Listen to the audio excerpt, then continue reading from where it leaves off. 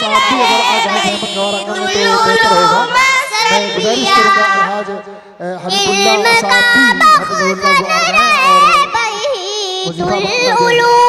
जाएं और वजीफा मोहम्मद फुरकान मोहम्मद सिद्दीक बेतनार से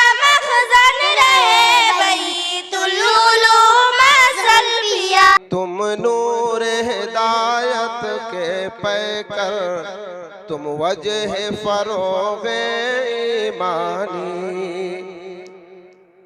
दरबार रिसालत से तमगा है आज तुम्हारे ज़ेबे सर। दरबार अब दूसरे बच्चे का नाम है मोहम्मद फुरकान मोहम्मद सिद्दीक बेतनार सिद्धार्थ नगर। ये हमारे यहाँ 3 पारे हिफ्ज़ किए हैं और कहीं से और करके आए थे और फिर दौर मुकम्मल उन्होंने किया। जिनका बकाया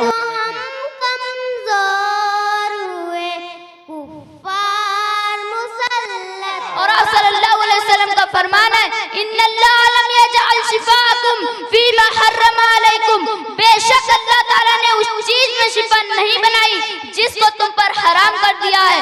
और इससे मालूम हुआ कि ताबीज़ पहनने से कोई फायदा नहीं। और आप सल्लल्लाहु अलैहि वसल्लम का फरमान है, मन तअल्लक़ा तमीमन फ़क़द अशरक, जिसने ताबीज़ और गंडा लटकाया उसने शिर्क किया।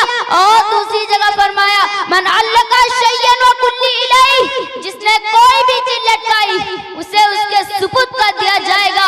बीमारी से बचाव के लिए पहने जाने वाले धागे और कपड़े ये सब नाजायज हैं, क्योंकि ये शाह किसी के नफा नुकसान के मालिक नहीं है। और इसका इस तरह से कुरानी आयात की लिखी हुई ताबीज़, इससे कुरान की तौहीन होती है।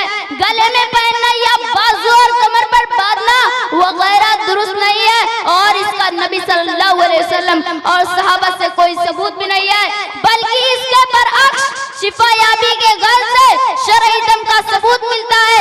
और एक बात जो काबिले गौर है वो ये कि जब गैर मुस्लिम कुरान मजीद की तौहीन करते हैं तो हमको तकलीफ होती है और हम हंगामा करते हैं, लेकिन जब हम खुद ही कुरान मजीद की तौहीन करते हैं तो हमको तकलीफ नहीं होती।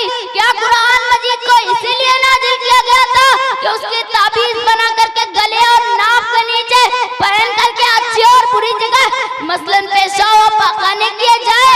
या अल्लाह के रसूल सल्लल्लाहु अलैहि वसल्लम और सहाबा इकराम भी ऐसे करते थे?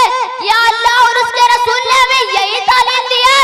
हरगिज नहीं, बल्कि आप सल्लल्लाहु अलैहि वसल्लम की एक अंगूठी थी जिस पर मोहम्मद रसूल सल्लल्लाहु अलैहि वसल्लम लिखा हुआ था।